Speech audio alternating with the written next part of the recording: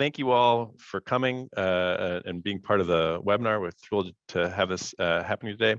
My name is Nico Larko. I'm the director of the Urban's Next Center here at the University of Oregon, and thrilled to be hosting you all for this webinar on mobility hubs. So I should say at first, the webinar is made possible through partnerships with NUMO, the Oregon chapter of the National American Planning Association, the American Institute of Architects, Urban Land Institute, and the American Society of Landscape Architects of Oregon, which you might also recognize as our key partners for our annual conference. I'd also like to thank Uber, NUMO, the Knight Foundation, Lyft, Perkins & Will, Tool Design, Eco Northwest, the Oregon Transportation and Growth Management Program, Kittleton Associates, Ankrum, Moisen, Arup, Fair & Peers, Alta Planning and Design, Methuen, and Parametrics.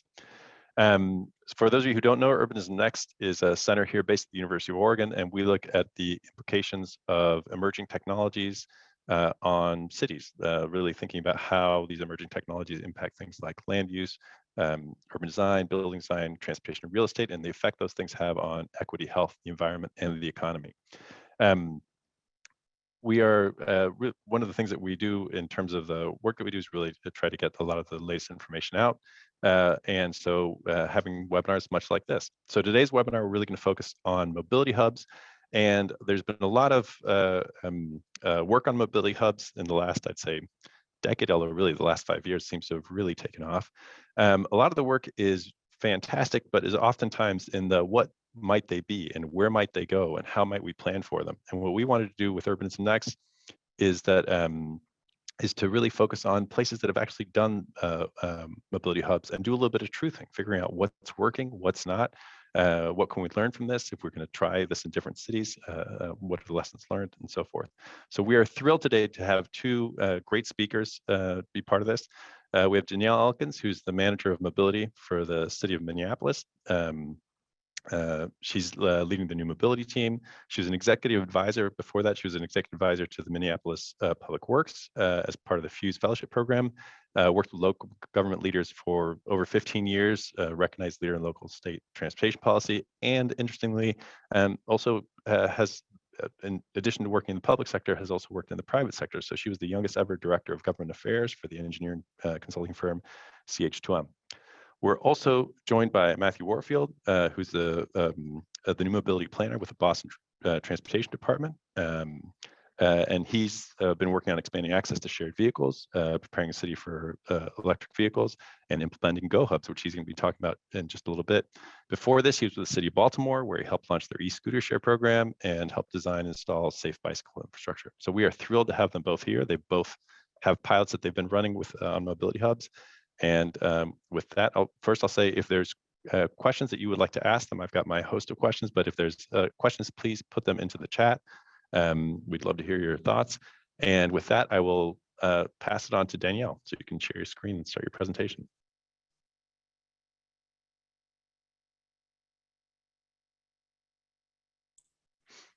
Hey, thank you. So want to share a little bit about what we've done at the city of Minneapolis and walk through our previous pilots, some of the challenges we've had, things that have gone well, and hopefully present a lot of lessons learned for other cities that are considering this.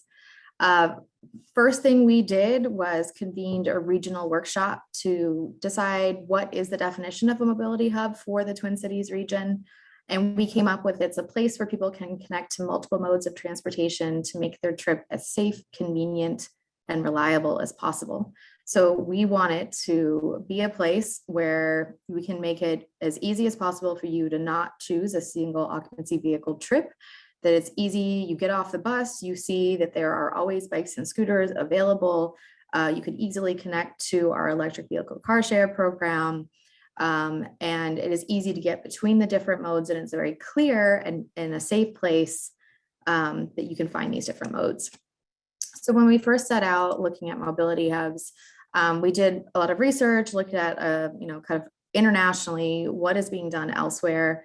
And one of the things that I found is that a lot of other cities were looking and creating these images that were kind of these cartoon visions of what a mobility hub could look like. And one of the things that I felt that was kind of missing in Minneapolis and in our conversations about the future of transportation was, what does it look like in Minneapolis? And when you look at this image, you have all these different modes. They're all clustered together. And it looks kind of, cutesy and kumbaya, and everything is like really close to each other. The reality is that when you start to think about it in a streetscape, you have a lot of conflicts between the different modes. When you're actually designing a system, you don't want to have maybe the bus stop right next to the bike parking or right next to on-street parking, because you have conflicts between the modes and you want to give designated safe space to each mode. So I started working with an artist, Sarah Nelson, to come up with what is our vision for the future of Minneapolis and how do hubs kind of fit into that. And in this image, you can see kind of in the center area here is a potential mobility hub where you have bike and scooter parking, you have commercial drop off, as well as electric vehicle car share, locker systems, other various amenities. You have a bus stop, you have seating areas. But each of these areas is kind of on a different side, a different street, a different face, to kind of separate the modes and protect them in different places.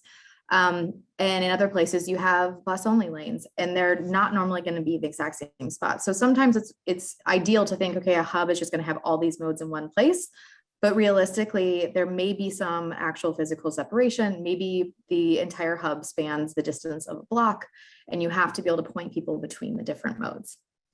So we also kind of step one looked at identification of locations around the city of Minneapolis. We worked with Arcadis to do kind of this first draft of looking at 32 different layers of data to line up and look at the different demographics across the city. We looked at car ownership. And one of the things that we felt was what our first priority in identifying locations in our first pilot season was equity. So when you look at our first pilot, which happened in 2019, the pink areas are what the Met Council designates here locally as areas of concentrated poverty.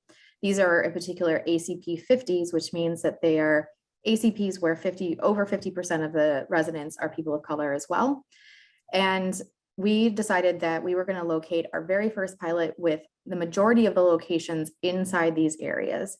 We knew that these areas were the most transit dependent, had the most barriers to overcome, and we wanted to make sure that we were testing in the most complicated situations of, it's one thing to put the hub in a downtown area where it's going to get a lot of activity, but how do you make sure that it's actually serving the neighborhoods and the population of your residents? So this was our first attempt.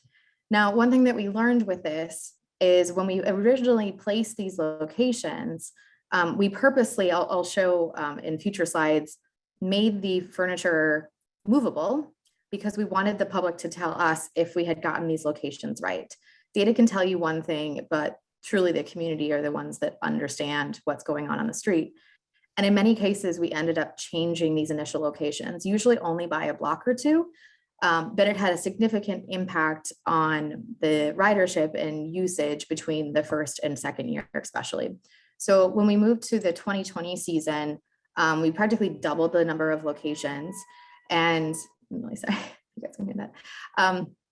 And we started to still remain in the ACP areas, but we started to test some very specific cases also in downtown. So we started to look at different locations, like the 12th and 3rd was looking at a slip lane in downtown. So we actually closed a slip lane, put a hub in that space to see how that would work as an implementation. We also added HCMC because this is in the middle of the pandemic to see if it would help get hospital workers to and from the hospital and to see what the ridership would be there. And there were a few others that we ended up kind of adjusting as we went.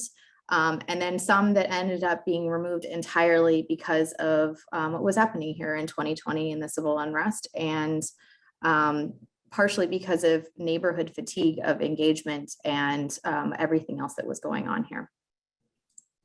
So here's a picture of kind of the things, that the elements that we use in our pilots. We work with a local placemaking firm, the Music Camp Group.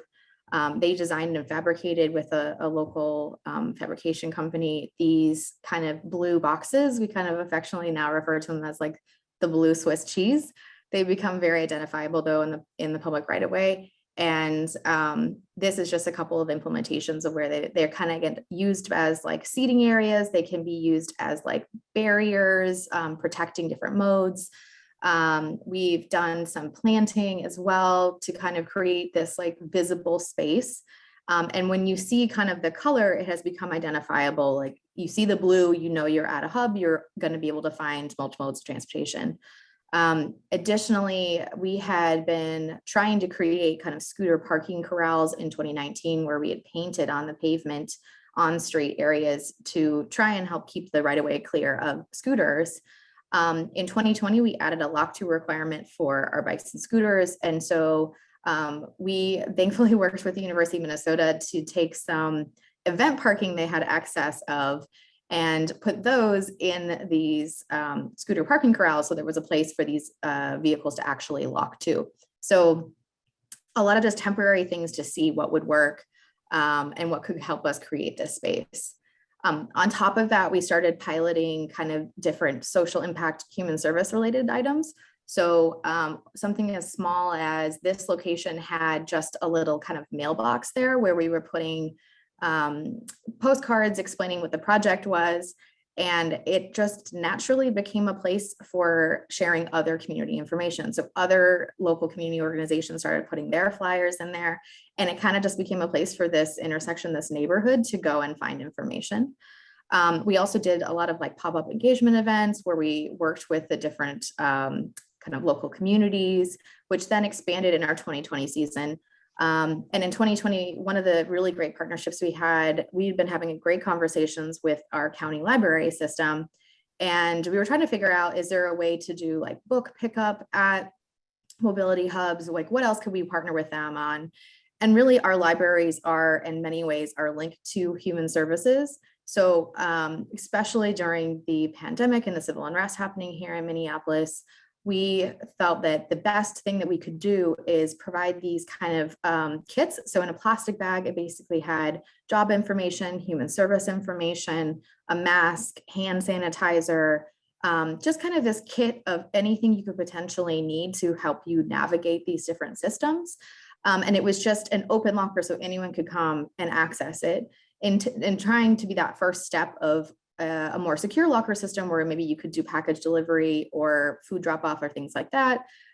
This was like our first test and we gave it a lot of packets and it went really well. And it also, kind of helped us working with the library to further refine locations based on their understanding as well. We also did a lot in terms of looking at signage and wayfinding. And kind of the tough thing that we have here is multiple things. We have many languages. So for us, it was really important to make sure that all the signage was more symbolic in nature so that it was easy to understand, but also translated into multiple languages, the majority languages that are spoken in Minneapolis. So Spanish, Somali, and Hmong were the most important to us.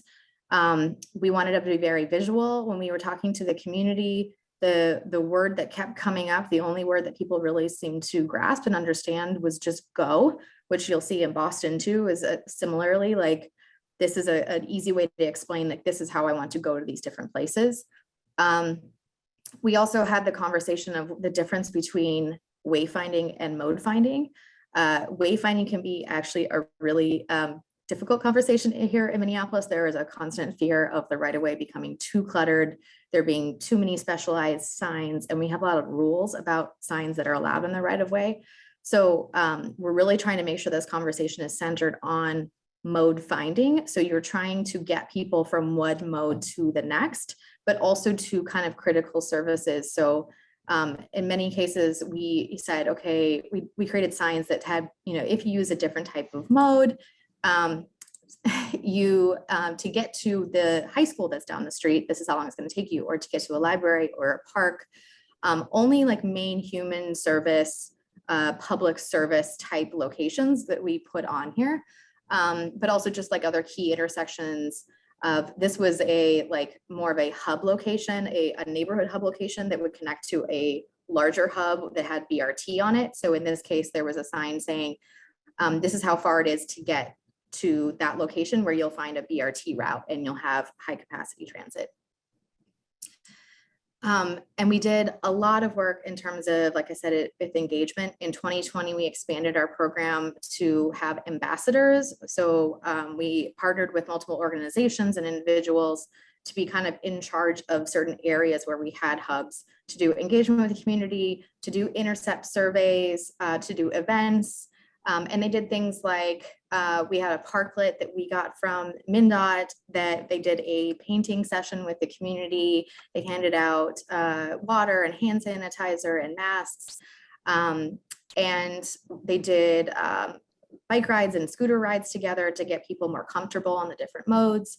And we got really great feedback because of that. And what we really wanted to understand from our conversations in both 2019 and 2020 is, what do people want to see at mobility hubs? And we got a lot of really great feedback in terms of what were the important amenities, which you can see here. It was really important for people just wanting space to sit and gather. And especially as we had a lot of really important and difficult conversations after the events of the summer of 2020, the overwhelming feedback from the community is, I need a place to feel a part of my community. I need a place to heal. I need a place to mourn. I need a place to remember. And we have gotten so kind of focused on keeping the right of way clear in the name of cleanliness or safety, that we, in some cases, there's no there. And we're not provided adequate space for the community to come together, to have difficult conversations, to process what has happened in our community. And a lot of the really important conversations we especially had in 2019 too was around the definition of safety.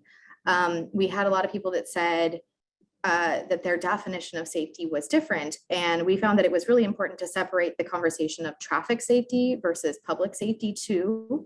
Because a lot of people said, I don't feel safe here. And when you ask them why, it was cars go too quickly and they tend to crash in this intersection. And we knew that based on Vision Zero, that we had some really troubling intersections that were adjacent to mobility hubs. So one thing we also incorporated in 2020, when the city was doing 20 safety intersection improvements in 2020, we chose 3 of them to be at these key mobility hub locations to see if that would start to improve safety at these intersections and make people that were using the hubs feel safer. And we did see trip usage, which I'll show, go up at those intersections. We honestly got some really great feedback, particularly from our ambassadors that we were working with.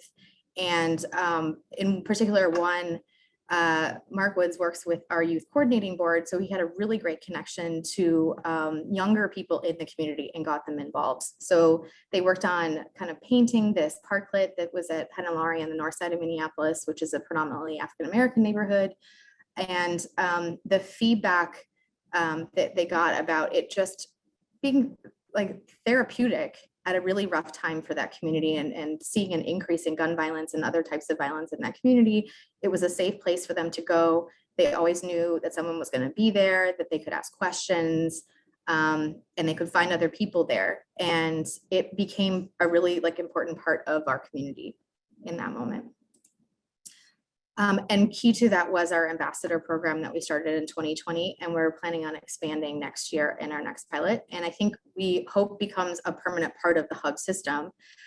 It's a great way to consistently be able to get community buy-in and listen to their feedback and incorporate it real time, and letting them decide what they need and, like I said, where they need it. If it felt like the wrong location, we moved numerous locations because the community said, hey, naturally, we tend to gather a block away from here. Can we go to that location instead? And we did it, and it increased ridership. And this is just one of the images of how we did some of the safety improvements. So we were looking at doing some hardened center lines with bollards to help with the left turn movements. And this is the Penn and Laurie intersection where we did a lot of these different pieces. You can see the signage, the parking, the parklet. This is an adjacent BRT station route that has really high user ridership and has been maintained even through the pandemic. So it's been really impactful for the community. And then talking about measuring impact. So this is just looking at scooter data, but we've also looked at transit ridership and bike share ridership as well. When we look at this, we do looking at starts and ends of scooter trips in our ACP areas where the mobility hubs are concentrated. We, in our first year of scooter pilots, saw that a lot of the companies were not placing scooters in these areas, but if they were placed in them, they got a lot of rides, or if they somehow made it to that neighborhood, they got a lot of rides. So we added an equity distribution requirement for our scooter license agreements where they have to place 30% of scooters in our ACP areas. And you can see there is a lot of ridership within these areas, and they get very far out within the city. So our goal is trying to get to 20 or 30% of trips. In 2020, even when we saw a much lower amount of trips in a shorter season, we still were close to 19% of the trips, and hoping when we look at 2021, it will be even higher. And then on the right side here, these are our locations for our 2020 mobility hubs. As you can see, this is the before we put the hubs out, so what ridership was looking at. And then once we put the hubs out, looking at the increase in ridership. And like I mentioned before, when you're looking at it by area in North Minneapolis, the one location that had the highest increase in ridership is the one where we did safety improvements and engagement work. Additionally, the ones where we did in the Cedar Riverside neighborhood, engagement work, again, the highest increase. And then safety improvements as well were done at 26th and Central and Northeast, and pretty significant increases as well. So what we're seeing is that every kind of additional thing that we do has a positive impact in increasing ridership at these locations. So like I mentioned, we keep reiterating and like reevaluating our locations. And this is just kind of one example of people moving the seats around, which we expect them to do. And you know, we get verbal feedback, we get surveys, we have online surveys, we have intercept surveys, but also there's a feedback of just physically watching people move the items in the space. And what we saw a lot was that people moved them adjacent to or into transit stops that were missing seating.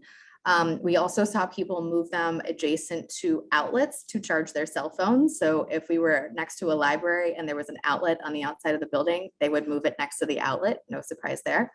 But we got a lot of really great feedback from that. We also want to look at future development and things that are going to be changing. We've eliminated single family zoning. We've eliminated parking minimums in our zoning code in Minneapolis. And we've now created mobility hubs as something that can be invested in as part of the TDM requirements for the city. So looking at future developments, how do we incorporate mobility hubs? How do we make sure that our densest commercial corridors, our future transit corridors are served by these hubs? This is only possible through multi-jurisdictional coordination. I could not do this without my partner at Metro Transit, Verda Klikotka. She has been with us working on this from step one, and they are about to put out a regional mobility hub planning guide, which we have been helping them on. And we've also had great partnership with Hennepin County because we have county roads that go through the city that our hubs are adjacent to. As well as MnDOT, we also have state roads that go through the city of Minneapolis that we've had to coordinate on. And some of our key corridors that also have transit lines are also state routes. And so it's been really, really important to have great partnerships to be able to go through permitting processes together, to also provide funding. So we have new regional solicitation categories for unique projects that will cover mobility hubs in the Twin Cities area. And we also are funding our next pilot with MnDOT next year.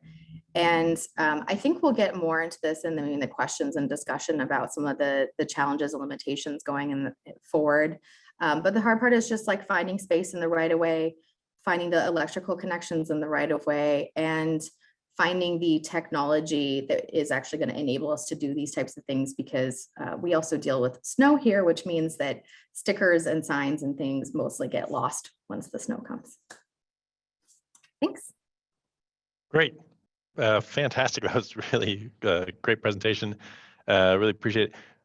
You have about 1 million questions, both in the question and answer and in the chat. A lot of them, I think, might be able to be answered by short things like who owns these and operates them. So I'm going to actually suggest, if you can, that you maybe can type some of those out as we go, and then we'll leave some of the bigger ones for discussion. And then we'll move on to Matt Warfield. Thank you so much, Danielle. Thanks. Matt, are you there? Yeah, sorry, finding buttons. Let me go ahead and share my screen. Yeah, that was great, Danielle. And you'll hear a little bit of overlap between our program here in Boston and what they're doing in Minneapolis. You know, we started from scratch behind where Minneapolis was, and so learned a lot from them in this process. So my name is Matt Warfield. I'm a planner with the Boston Transportation Department. And our mobility hubs program is called GoHubs, going along with that Go theme. So this is based on our Go Boston 2030, which is our City of Boston's transportation vision and action plan. It has over 50 projects, everything from transit to bike lanes to improved pedestrian space, that essentially is aimed at mode shift. And so the main goal is that we want to get people out of single occupancy vehicles, and we want to get them using more sustainable modes of transportation. So that's walking, biking, taking public transit, sharing vehicles, and then any vehicles that remain on the road, we want to see them being zero emissions. So, and one of the big goals in there is expanding access in order to reduce car use. And so we have a goal of every household being within a 10-minute walk of frequent transit, bike share, and car share. And then just this past year, when we passed our zero emission vehicle roadmap, we added, in addition to that, that they would be within a 10-minute walk of an EV charging station or EV car share. You can see the growth that we've accomplished mostly through the expansion of our bike share system. This data is from 2019, so we've even gone further since then. But the map's not been updated, but you can see the darker area is 2014, and then the lighter area is 2019 of how we've expanded that access. So what's a GoHub? This image might look familiar to everyone. So this was an image that we developed for our program. And essentially, what a GoHub is it combines transportation options along with information and placemaking. It becomes an identifiable place. You could be walking down the street, you could see that and know that it's a place where you can go find transportation options, information maybe about the neighborhood, how to use those transportation options. And they're often anchored by key transportation modes such as bike share, bus stops, and subway.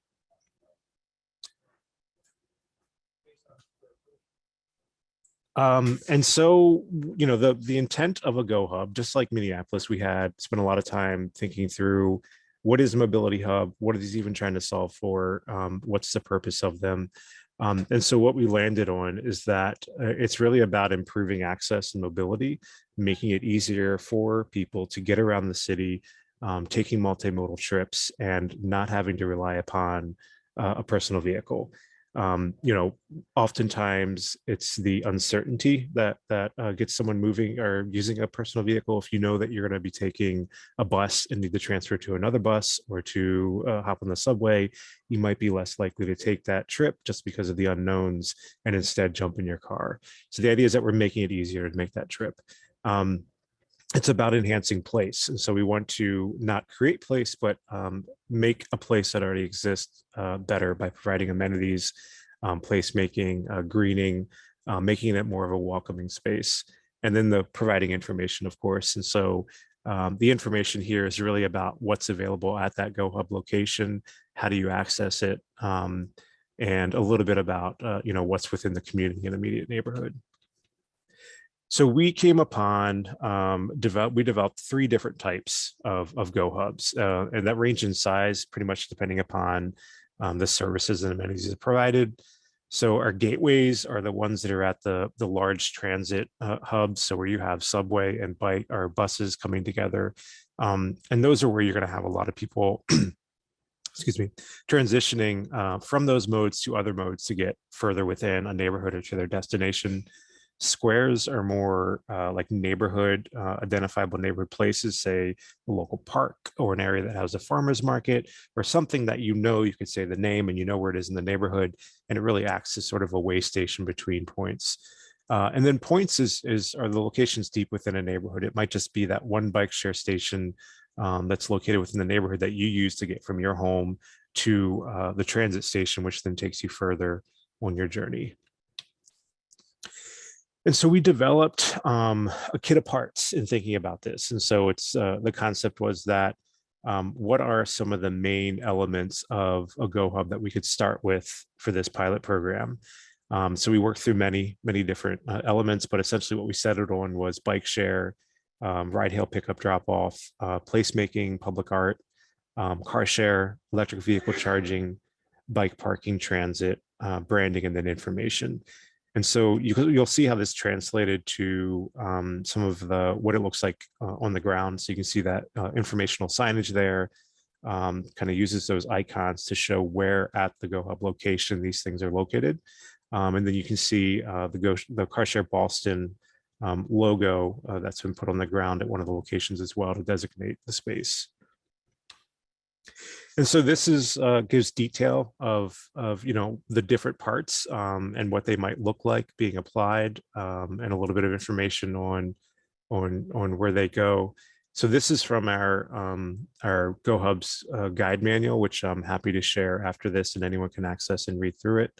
But essentially the idea is that you can place these together like a puzzle almost, thinking back to that graphic of what the ultimate GoHub would look like, where you have all these pieces within an area of each other, providing different access and placemaking.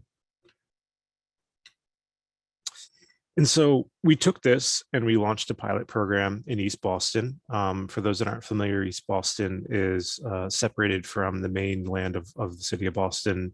And there really is only a few ways to get from East Boston to Boston. It's taking tunnels underground, or you can sort of bike around to the north and come down. So there's really no way to bike from East Boston to the main city of Boston that's reasonable. So we launched here for that fact. It's sort of an island in of itself. It allowed us to test this idea out in a space that there's a lot of movement within the neighborhood. And surprisingly enough, a lot of people move within the neighborhood by car, even on short distances. So we chose 8 locations, 2 gateways, 2 squares, and 4 points. And through this pilot program, we added several bike share stations, about 33 bikes, bike racks, 14 car share spaces, smart benches, which I'll talk a little bit more about, pickup drop-off zones, and we did some safety improvements, intersection safety and greening and placemaking. So this is one of our gateway hubs. And so what you're seeing here, this is at Maverick Station, which is where the blue line, it's the most trafficked transit stop in East Boston. It's where the blue line stops. There's several bus lines that come through here. So we took an already vibrant commercial area, transit area, and just added some amenities and then relocated transportation options so they were right there. So you can see sort of what our design desire was. And the graphic or the image to the top there shows what it ended up looking like. And so you can see the smart bench that was placed there, which has, it's device charging, has Wi-Fi, it has an informational panel, it lights up at night, it provides a little bit of shelter from the sun as well as some light. You can see the branding and the wayfinding there, and then some of the bike racks and a little bit of the ground mural that we put in. And so what this looks like in translation, so this is what the GoHub is. You see you have the branding wayfinding, the car share, the ride hail pickup drop off, the placemaking with the ground mural, the smart bench, the bike share, and then the greeting with the self-watering planters. And so, I'll mention a little bit later. But one issue that we came upon is that this tends to get lost in the scenery. There's a lot going on here. There's a mural, there's a monument right there to firefighters that were, died in a fire several years ago. There's benches, there's bollards. There's a big clock that's sitting there. There's seating for the cafe that's, in the building. It's just a lot going on. And so it's hard for these, from my perspective, it's hard for these to stand out as individual places, which is something to note as we think about it further. Just going to talk about a couple other locations. So this is a square location. So Central Square is the name of it. This is really a place where there's farmers markets. They have community events. They've held, COVID vaccine clinics here. It's a space that people are familiar with. So here we really located car share. We added a smart bench, and there's going to be a future EV charging station, which is in the works for getting installed. And then this one is a point. So it's one of the smaller neighborhood-based locations. So what we did here is we took work that had been done previously through a neighborhood group to sort of paint this space and make it nicer. And it was still open to cars. Cars were parking all through here. And so we took this opportunity to shut it down. So we blocked it off. It became a pedestrian space. We added bike share. And then at this location, we also added stop signs and daylighting. This is one of the few entrances from this side of East Boston onto the Greenway, which runs the entirety of the neighborhood. And it was just a really, really unsafe intersection that we heard from the community that they wanted that put in. It's, I feel good about this one because it was something the community had wanted for a long time. And so through this project, we were able to get it pushed through and put in and installed. So I was happy about that. So how did we do our site selection? So we worked with several consultants. This one in particular was Tool Design that developed a map that mapped out transportation access and equity considerations. We had a tough time figuring out what that language exactly was, but you can see on the right there what each of the things we were assessing for. So we took for walk score, job accessibility, 10 minutes walk of key bus route, subway station, bike share, car share, and so forth. And we used some already aggregated metrics, like the community asset score is a number of locations of community centers, libraries, things like that are benefits, amenities, and lump that together.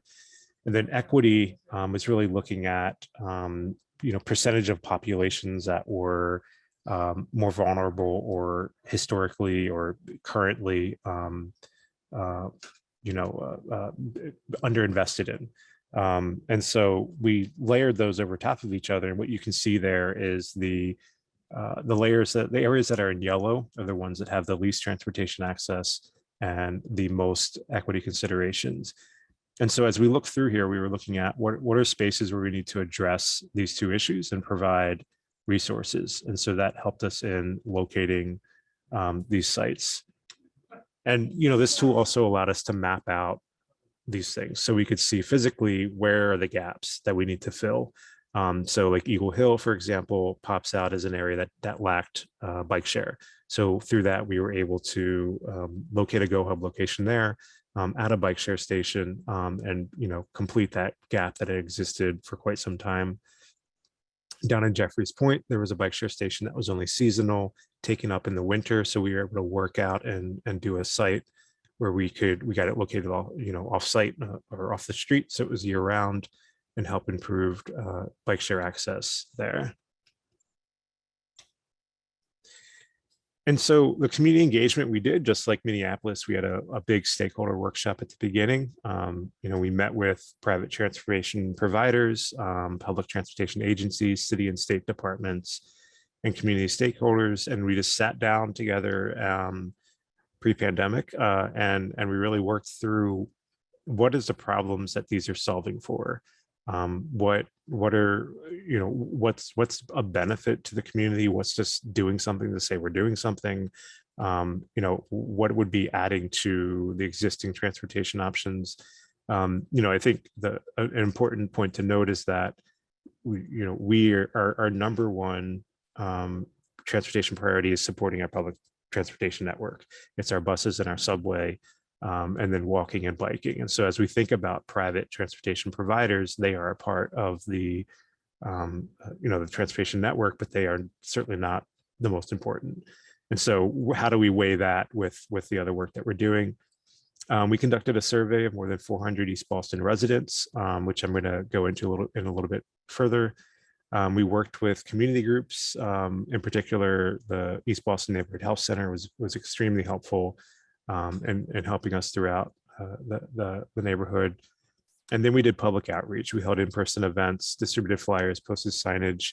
COVID really threw a wrench in the outreach we wanted to do, delayed things, but so we ended up mostly doing an informing outreach rather than interactive engagement design planning. So you can see there on the right some of the stuff that we had, that the signage right there is sort of highlighted that a GoHub's coming soon and what was going to be added. This was an event where we were in person interacting with people in the streets. They were telling us what they liked, what they would like to see. And then we had some placemaking events too with just some temporary art on the ground. Oh, and the beacon down there is we had these at all the sites, and it has a QR code that links to the website with a survey, which I'll go into as well. So these are interesting, these next, this is pre-installation community survey that we did of East Boston residents. And so what you're seeing here is they were asked what they would like to see at a mobility hub. So this is before it was out there, they could see what it was, even knew what the concept of it was. And overwhelmingly, enhancing place, parklets, food trucks, farmers markets, public art, information kiosks were at the top of things that they would want to see at these spaces. What's interesting is that all the things that we talk about locating at a GoHub in terms of transportation were at the bottom. EV charging, car share, ride hail, pickup, drop off, bike share, bike parking, all the least desired amenities at a mobility hub site. And that trend sort of goes on. When they were asked what transportation mode they'd prefer to use, if given the option, traditional transportation was more desired over new mobility modes. So water transport stands out big here because, like I said, East Boston is separated from mainland Boston. And so there's a big desire from the community to have a way over into the city other than just a subway line, which if that breaks down, you're totally disconnected.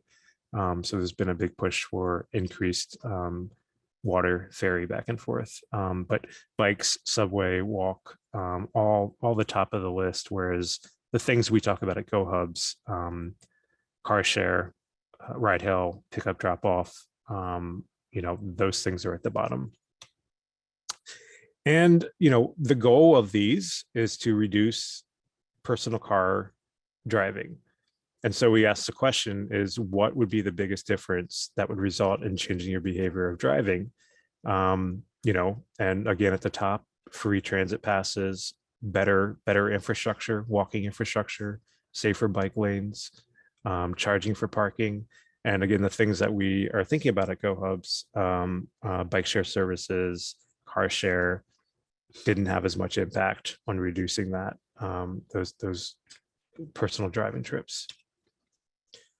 So that was pre-data. So what we're doing during the pilot program itself is we have an online survey that's, as I showed you earlier, that has that link in the QR code at each site. We have either in the kiosk of the bench or on a sign hanging up there, a link to it as well. But essentially, you log on. It's a very short survey just to give some quick answers about how, the transportation you use, demographics. And then there's actually an interactive map that you can go to and highlight each site. And talk about if you have used it, what you use there, what you would like to see, and so forth. So we've gotten a little bit of data back. The sample is fairly small, but I think there's been some interesting things that have popped out. So you can see here how people currently get around. It's fairly, big splits between subway, walk, and drive. Personal cars tend to be the highest. But if you look at how they would prefer to get around, all modes of car go down drastically. So drive personal car, car share, ride hail, all of that decreases significantly. People really want to get around with transit, bike share, their personal bike, and walk. So thinking about what we're doing at these GoHubs and mobility hubs, how are we facilitating that activity in a way to meet their needs? And again, if we're locating car share there and pick up drop-off zones, is that facilitating, and EV charging even, is that facilitating that activity? And so we did ask the question, if it wasn't for this GoHub, would you have made a different transportation choice? And I think it's great to see that 20% of people said that they would have driven their personal vehicle. So that means that we did get people out of cars to make this trip by using a different mode at this GoHub site. So what are the next steps? We're evaluating the program. We just launched this, finally got everything on the ground in June of this past summer. So it's going to run through summer of 2022 and hopefully have a report out in the fall of 2022. We are going to identify additional elements that could become part of it, like what Danielle talked about. There's a lot of opportunity here. It's a community space. We talked about delivery lockers, composting bins, elements that connect it more with the local community.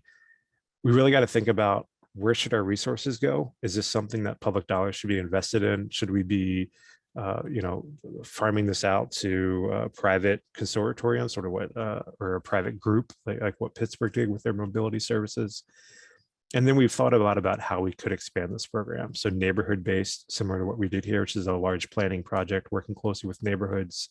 Areas of opportunity is really just looking at, where do we already have co-located transportation, or where could we just move things a little bit, plop a branded sign down, do some placemaking, and call it a GoHub. And then the other one, which we are doing, is tying it to development. So we are including it in our development process for people to carve out space for these things, mostly doing the placemaking element of it, which is the most challenging. But as we look forward, this is my last slide. So as we look forward, we need to recognize that each neighborhood has different desires and different needs. So the graph on the top there, we also did with this survey in East Boston. We surveyed a little over 300 residents in Roxbury.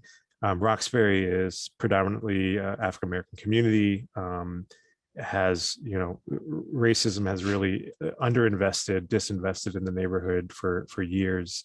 And, you can see a difference in what their priorities are between East Boston. Now, East Boston is a majority immigrant community, so it's not white or affluent by any means, but you can see that it's really the bones of transportation in Roxbury. It's shuttles between T stops, it's fare machines getting access to transportation, whereas in East Boston, it's really focused on the placemaking. So just something to consider as we think about expansion. And that's all I have. Thanks. That was great. Oh my goodness, thank you so much.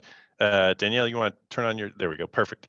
Oh my goodness, first of all, thank you, fantastic presentations. And then I hope you all have 4 hours to answer the millions of questions that we're getting here. It makes me think, we're thinking of doing another webinar in February on mobility hubs. I think we will, given the interest here. And I think part of what this points to is just one, general interest, but also talking to people who are actually doing these things, which is what we're trying to do here in Urban Next, a little bit of truthing a lot of these things. So I'm going to actually start with a question. I'm going to try in this tying a couple of different questions together in the questions that I'm asking you, but I'm going to start with a question. There's a lot of speculations of about what mobility hubs could be, right? And they're going to save everything. They're going to on the extreme. You're all also still speculating, because even though you've done these pilots, you're still early in the conversations we've had. You're still early in the process, but you have a much better view, I think, than most people about what the potential of these things are. So I would like to ask, what's your sense of the longer term potential outcomes of mobility pilots? So what kinds of things do you think, of all the things that are promised, what do you think we might actually get to? What's just being optimistic or aspirational in the things that we've heard in the past, or what is it that you think we should be thinking about these things for. Either of you can start with that, or I can point at you. I feel like the bare minimum is it's that place that you go that you can consistently find access to all these different modes. And I think like that's the key thing of like, this only works if you already have consistent, reliable transit service, access to bikes or scooters or other micromobility modes that you can know that when you go there, there's always going to be a bike or a scooter there. It's that like the reliability and the consistency that it becomes a place where you can find what you need to where you're going to go. And then the additional places on top of that are maybe locker systems where you can also do package pickup or pick up your groceries on the way home to minimize the number of trips that you're having to do when you are trying to get around, especially for people that are doing a lot of the bulk of the household kind of trips. You're trying to eliminate trips and put as much in that spot to make it as convenient as possible. And then like stuff that has kind of emerged from like our engagement is just even, it's a place where you can go to get access to city services, to get access to county services and information, maybe even hopefully to start to provide more feedback on the work that we're doing as government of like, your neighborhood hub is where you go to find out all of the projects that are about to happen in your neighborhood and provide feedback in a single place and ask questions or something like that. Great. So, I mean, those are all like, one, how you make it work, but also those are like fantastic outcomes, right? So you really think we can be reducing trips, we can change people's, like these are bearing the fruit of like reducing trips and shifting modes, and also becoming these like places, community places, which Matthew talked about a whole lot. That's great. Matthew, what do you think about that? Yeah, I mean, I agree. I think, you know, a challenging thing that we're thinking of is that we have a public realm program where we're looking at street space that's over prescribed that we can turn over to people so that we can make it into plazas and seating areas. So thinking about that and the effort that goes into it, how much can we really put into the placemaking elements at all of these GoHub sites? So, you know, do we focus on larger areas and put a lot of effort into the placemaking elements? Because, you know, if we're trying to make these connections to say the points that we highlighted, there's already a bike share app, there's already Google Maps that'll show you these things. It's a lot of technology that maybe not everyone has access to. So maybe there is an element of equity when we're putting it on a sign or in person. But, you know, it's questions we're weighing of how much do we put into this. But like I said, I think the key here is the community spaces. People need to feel connected to them. They really are for the residents. They're not for visitors or tourists. It really is about getting around within the city you live in and the neighborhood you live in. And so how do you make that function better? So almost more of the hub than the mobility, or the hub should be like a really important part of this. So what do you all see as, so if, you know, it sounds like there's good outcomes for this. You've some of the examples in the country that you've actually been running these things and you see the potential for good outcomes. What do you see as the biggest barrier for continued growth in mobility hubs, for expansion in your cities, or as you see other cities like trying to start this? And also, if you can take a minute and talk about smaller cities that maybe don't have the clout that you all have in the big cities. I think partially it's understanding what a mobility hub is and isn't. And I get a lot of requests from other cities that are just like, how did you do capital installation? And we haven't done that yet. We felt that it was really important to test these things and figure it out first and make sure that everything actually works. And, you know, we're addressing the fact that most of what we've done in the past has not had a good process for getting community feedback. This is a new way of doing this kind of thing. And I think the jumping ahead to a full capital construction has delayed other cities' ability to install this, and kind of created maybe in some ways a wrong impression of what a hub is. I don't see a mobility hub as just the expansion of a train station and adding some more modes outside it. I see this as something that's complementary to existing infrastructure that we're already building out. You should already be doing those things at train stations and connecting to other modes. This is about figuring out the neighborhood locations that connect you to high capacity transit. So then we call them kind of like neighborhood hubs versus higher capacity transit hubs that are going to connect you. And then you have the bigger ones, like you have the obvious downtown locations, you have what we kind of call like high activity, where it's like maybe it's a sports arena that has like a huge amount of activity for one time and then nothing in between. And understanding kind of, you're building off of your existing systems. This shouldn't be just like taking a whole block and building a whole new hub necessarily. This is fitting into the existing right of way and expanding off what we already have. I saw somebody said, how do we connect into like built parking garages maybe? We have one location. For people that are familiar with downtown Minneapolis, we have what we call the ABC ramps that were built in the 90s. These 3 massive parking garages. Yes, we call them ramps in Minneapolis. I don't know why. Where it's supposed to capture people coming in on the freeway, you park in the garages, and then you can then go into downtown Minneapolis and not bring your car into the heart of downtown. As you can imagine, we have a lot more vacancy in these garages now with people not commuting as much, but that is a natural location for us to start rethinking the use of those garages. Of we should have more car share there. We should do more freight delivery and hub kind of material activities there, but it's also a natural mobility hub of like, if you want suburban people to not bring their car into the city, to leave them in these garages, why isn't there also locker systems in the entryway, coffee stations, daycare, all these other things that provide services to eliminate those trips and incentivize people to carpool, to not drive alone, to whatever it is, in those types of facilities, or having charging stations, things like that. Great. Matthew? Yeah, I think, it doesn't have to be a huge project. It can be light touches. Most of what we did is really paint and signage. It was done on a fairly low budget. It's just a small grant funded project. We were able to leverage other funds through it. And it was great that, not great, but because of the pandemic, there was a lot of funds out there available for sort of healthy streets work.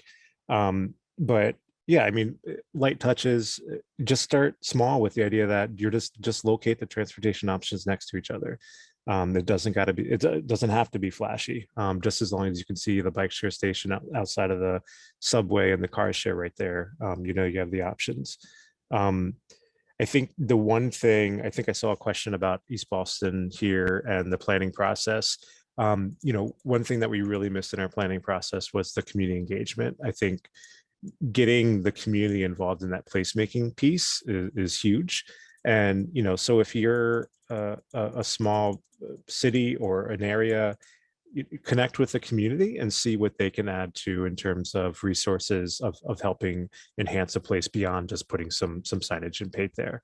Yeah, and I second Danielle's point. This doesn't need to be a huge infrastructure, new train station, multi EV charging mega project or anything.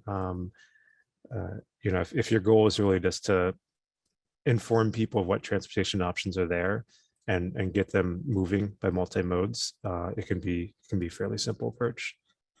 That's great. And the new infrastructure package has a lot of opportunities for these types of projects, lots of opportunities for pilots and testing things out. All right, we have like 2 minutes left. I'm going to ask you the question that I have 20 questions, and there's another 40 that have been asked by people. So we're going to take the questions that people asked, and we might compile them and send them to you, see if you might be willing to type out some of the answers and then send them out to everyone, because there's some really great questions in here. A question that I want to ask both of you really quick before we end. You guys are, I would say, at the forefront of knowledge here on mobility hubs in the country. What do you think is the next big thing that you're trying to learn about mobility hubs? If you could set up any pilot right now, what would it be focused on learning about?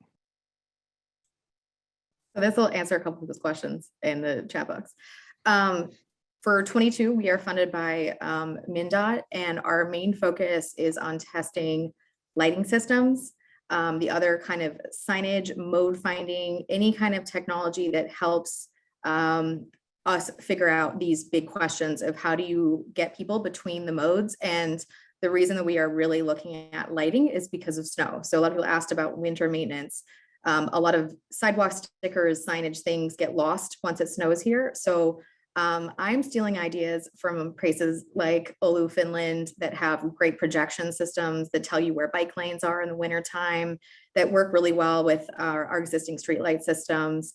That are projecting these lights on the snow, on the pavement, on whatever the surface is. Yeah, it's essentially just like a standard projector with a kind of circle image, and they put a template of the mode, so like an outline of a bike on it, and then projects it onto the ground. So potentially you could have like guided directions between the modes.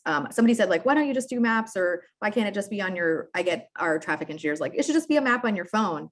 As a female, I don't want to be looking down at my phone trying to figure out where I am and navigating between these things, so that I'm aware of my surroundings. So there's, you know, all these other equity things that we're taking into account, like we said, digital access as well is all going to be incorporated with also our low income programming, our license agreements for bikes and scooters.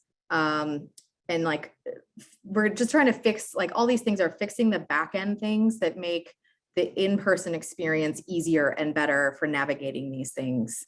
And that's the next year for us. Great. Matthew? I can be real quick. I mean, essentially, we're focusing on the responses that say placemaking and additional amenities. What does that look like? What can we add? We don't have an e-scooter share system here or dockless bikes. We have a robust docked bike system that's publicly owned. And so thinking about what else we can add at these sites with fairly limited transportation modes we can plug in, that makes it a community asset.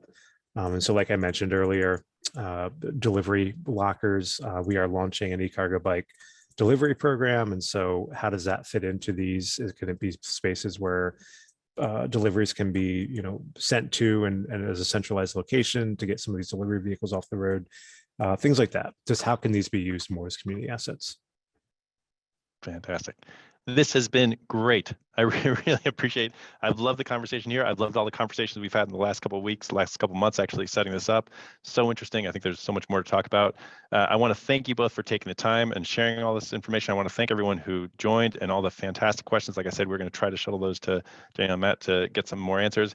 And I also want to thank Tristan Govro for helping organize the webinar, and Becky Steckler, who helped us organizing webinars here at Urbanism Next. We look forward to having more of these and seeing you at future ones, and please follow all the work that we're doing at urbanismnext.org. And thank you all.